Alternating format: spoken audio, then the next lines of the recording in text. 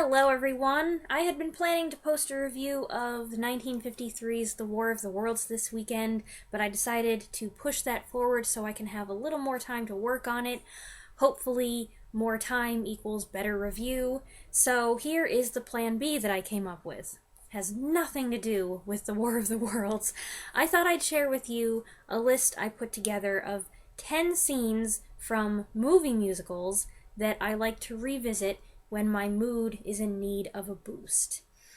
That's a very specific title because I had very specific criteria for this list.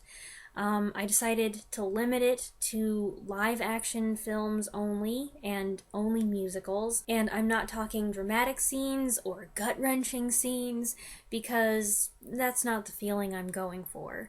There are also some mood elevators not included on this list that I do love because I like a different version from a stage production much better. For example, I love the song A Wonderful Guy from South Pacific. I love a lot of songs from South Pacific, but I much prefer the 2008 New Broadway cast recording with Kelly O'Hara and Paulo Zot over either of the filmed versions. Or I like listening to a song separately, just the soundtrack, but don't care as much for the scene in the movie.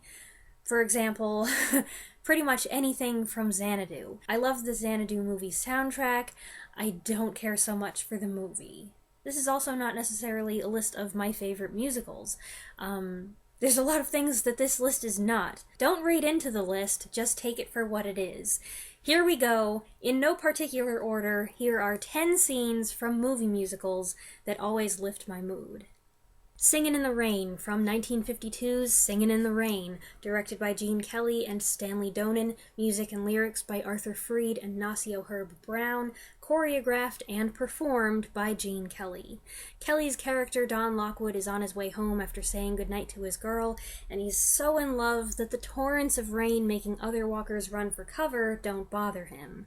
He's got an ounce of cheekiness as he waves a cab away, and he's just so stinkin' happy it's impossible not to smile with him.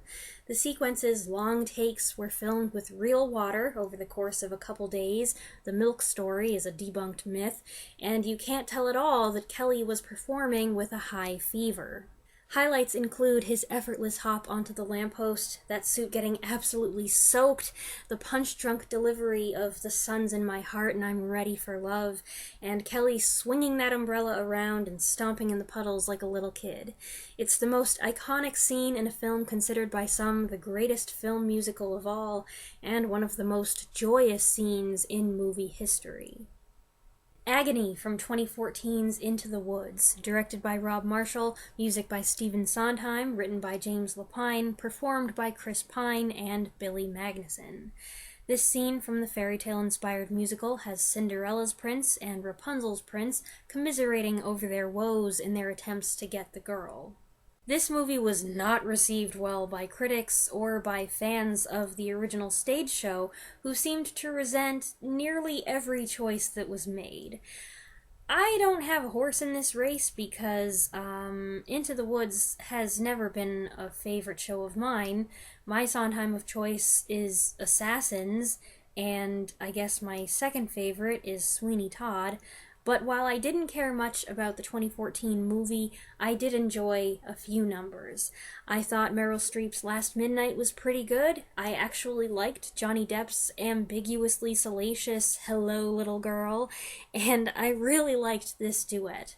The scene's absolutely ridiculous, of course, with these two guys who happen to meet in the woods, complaining about their love lives and trying to one-up each other while they're splashing around in a waterfall and somehow not getting wet. The singing's good, they sound nice in unison, and I laugh every time when Pine tears his shirt open in a machismo moment and Magnuson's like, "Hey, I can do that too." It's just a wonderfully hammy and fun scene. Who Will Buy from 1968's Oliver, directed by Carol Reed, music by Lionel Bart and Johnny Green, choreographed by Anna White, and performed by young Mark Lester with Kath Green's vocals and the ensemble. Poor Oliver Twist wakes in his benefactor's house and goes out on the balcony to watch the cheerful scene unfolding in the street below. This is another number that's just full of joy and positivity. The first half is slow, and that's the part I really love as the street vendors come out to sell their wares. Each one sings a different melody, and the way the voices layer is beautiful. Then Oliver comes in to sing the main lyric as a wistful solo, emphasizing how foreign all this is to him. Mark Lester is cute as a button, even if he's not doing his own singing. He was dubbed by writer Johnny Green's daughter. The song then erupts into a faster version of this solo as people start rushing out of the houses and bustling about their work and play. This is the really catchy part, full of energy, and it goes on for a long time. A bit too long for me. I don't love it when musicals stretch the dance break too far. Truthfully, I'm not a big fan of this movie, but I think this is one of the happiest scenes in the entire musical film genre. When I just want to hear the song, though, I go to the 1994 London Revival cast recording of it. The vocals there are just, so clear and pure and strong, and I love how the fast section is performed, the harmonies and the dynamics. It's good stuff. I Could Have Danced All Night from 1964's My Fair Lady, directed by George Cukor, music by Frederick Lowe, lyrics by Alan J. Lerner, performed by Audrey Hepburn with Marni Nixon's vocals. There are a couple feel-good contenders from this movie. I could easily have chosen On the Street Where You Live, but I'm going with this pinnacle of euphoria. Eliza Doolittle's just had her breakthrough in her education with Professor Henry Higgins, and after the celebration, she's too excited to go to bed, despite the urging of the female staff.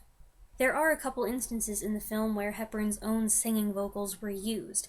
In my opinion, there could have been a few more. Not that I have anything against Marni Nixon. Her voice is perfect. Maybe a little too perfect. I miss the additional color and personality that you get when the person doing all the acting does the singing too. But Eliza was written for a soprano, which Hepburn was not, and she wouldn't have been able to pull this number off as beautifully and effortlessly as Nixon does. You can hear Hepburn sing one lyric, "Sleep, sleep, I couldn't sleep tonight," and that's seamlessly blended in. It's her doing the performing, though, conveying all the feeling with that dreamy look on her face, floating up the stairs and drifting about with stars in her eyes. The Rain in Spain scene just seconds before this was the big moment of triumph, but this is Eliza's private victory party. I think she's adorable here, like a little girl who keeps reliving the moment. Her hugging the pillow and twirling back onto the bed always makes me smile, even while I'm laughing about how she's probably just sung loud enough to startle everyone in the house. But when you're that giddy and euphoric, you don't care. You can't be silenced. We Both Reached for the Gun from 2002's Chicago. Directed by Rob Marshall, music by John Kander, and lyrics by Fred Ebb, performed by Richard Gere and Renee Zellweger with the ensemble. This scene has Roxy Hart on trial for murdering her lover, and her lawyer Billy Flynn talking to the press. She's under orders to stick to the script while he pulls strings with the media, making them believe the self-defense story. In Chicago, many of the musical numbers are done as cutaway scenes, performed on the stage of Roxy's imagination. This scene especially emphasizes the difference between fantasy and reality as it rapidly cuts back and forth between Roxy and Billy talking at the mic and Billy doing a ventriloquist act with Roxy as his dummy.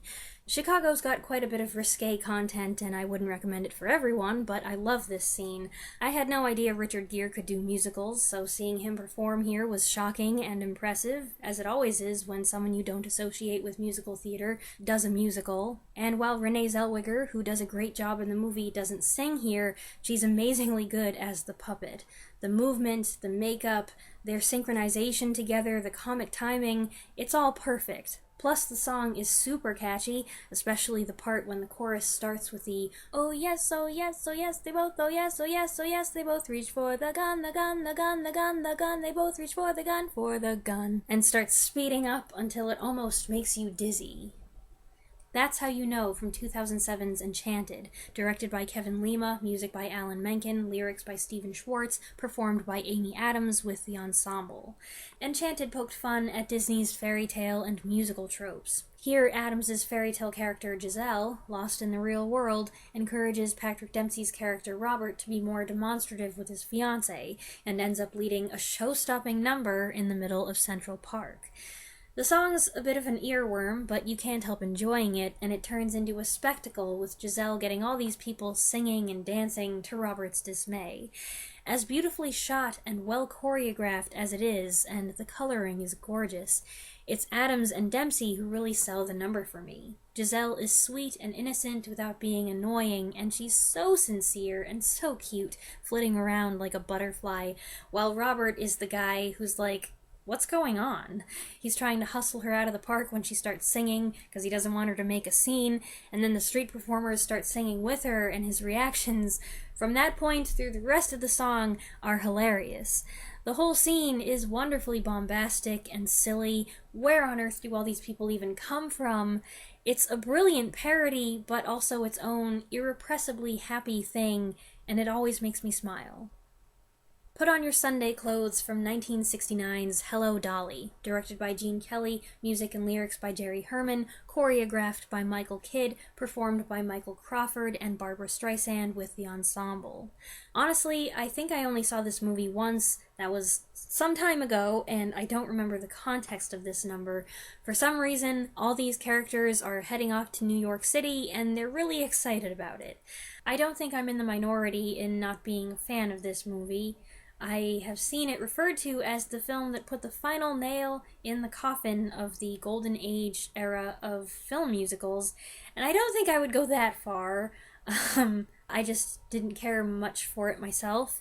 But it's got a couple memorable songs, and I love this number. The lyrics are great fun to sing if you can remember them all in the right order, which I never do, and weird as it is as a Phantom of the Opera fan to see young Michael Crawford playing gawky Cornelius Hackle, his opening to the song is the part I'll often randomly start singing when I'm doing laundry and things. If you've seen WALL-E, you're familiar with this music. That's the song that opens the movie. Streisand's vocals, of course, are on point, and the number's got some beautiful harmonies and a vibrant energy that keeps me coming back. Marion the Librarian from 1962's The Music Man, directed by Morton DaCosta, music and lyrics by Meredith Willson, choreographed by Anna White, performed by Robert Preston with Shirley Jones and the ensemble. Traveling brass band salesman and con man Harold Hill tries to woo the local straight-laced librarian and piano teacher, doing so in the most disruptive way by causing a ruckus in her library. I have always enjoyed the absurdity of this scene. It's got a great hook that gets stuck in your head, the lyrics are fantastic and taught me the word carrion. There are only so many words that rhyme with Marion and librarian, and I love the look on her face when he's dragging the word out, like, where's he going with this? Harold Hill is a bit of a troll here, and getting poor Marion so frazzled she doesn't know what to do, but then there's that brief moment where her reserve slips and she's into it. I love the pastels, and it's a wonderful use of the library set with the upstairs balcony and the spiral staircase. Every library should have a spiral staircase. And yes, there are librarians who go around singing this song silently while they work. Suddenly Seymour from 1986's Little Shop of Horrors, directed by Frank Oz, music by Alan Menken, and lyrics by Howard Ashman, performed by Rick Moranis and Ellen Greene. Seymour, the geeky florist shop worker, encourages his longtime crush Audrey, finally telling her how he feels and freeing her from an abusive relationship with a sadistic dentist. Honestly, I considered putting dentist on this list, but then I watched the scene again, and, as funny as it is, all that stuff with the drills really gives me the heebie-jeebies, so it doesn't really fit the criteria. So I went for this much happier song, the most positive number in the show, I'd say. I have the utmost respect for Rick Moranis as a human being, plus he's a great Seymour. Not a stunning singer, but he's not supposed to be, and boy, do you feel his sincerity. And for Ellen Greene, Audrey is her role. She originated it on Broadway, and she came back to it for a special run in 2015 opposite Jake Gyllenhaal. She goes through the movie with this high, wispy voice, and then out of the blue, she knocks you over with this powerful belt.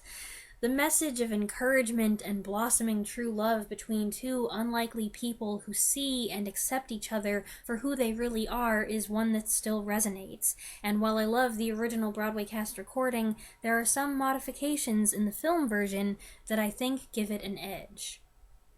This last one I wasn't sure about because A, it's just dancing, no singing, and B, I haven't seen the whole movie, just parts of it. But it does fit my picky criteria for this list, so I'm going to go with it anyway, even though if I were ever to make a favorite dance scenes video, I'd end up repeating it on there. Girl Hunt Ballet from 1953's The Bandwagon, directed by Vincent Minnelli, music by Arthur Schwartz, choreographed by Michael Kidd, performed principally by Fred Astaire and Cyd Charisse. This in-movie ballet sequence is a parody of Private Eye Noir about a detective who gets tangled up with a troubled blonde and a brunette, both played by Cyd Charisse. Cyd Charisse is my favorite female hoofer. She is a marvel to watch with those insanely long legs. It's kind of crazy to see her here as a blonde, too. Her costumes, designed by Mary Ann Nyberg, are stunning, and the moment when she smoothly doffs her coat to reveal the red dress underneath is a personal favorite. Watching Fred Astaire dance is always a treat, naturally, and while his name is most commonly linked with Ginger Rogers, his synchronization with Charisse is flawless, whether the interaction is meant to be graceful or more jerky. Michael Jackson fans might recognize some outfits and choreography, as this sequence inspired a couple of his music videos, Smooth Criminal and Billie Jean. I love the exaggerated dance style of the men entering the bar, which Astaire imitates to sneak in. I have no idea what you call it, but it's hilarious. I should start entering rooms and buildings that way.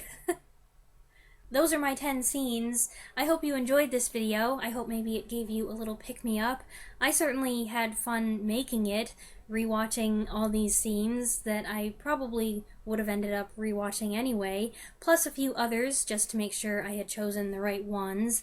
There were a couple other contenders. The Lonely Goat Herd from The Sound of Music was this close, and G. Officer Krupke from West Side Story also almost made the list. If you have any go-to movie musical scenes you like to revisit to put you in a happier frame of mind, I would love to know what they are, whether they overlap with some of mine or are totally different. So please go ahead and share those in the comments below. I look forward to reading them, and I'll see you next time. Thanks for watching.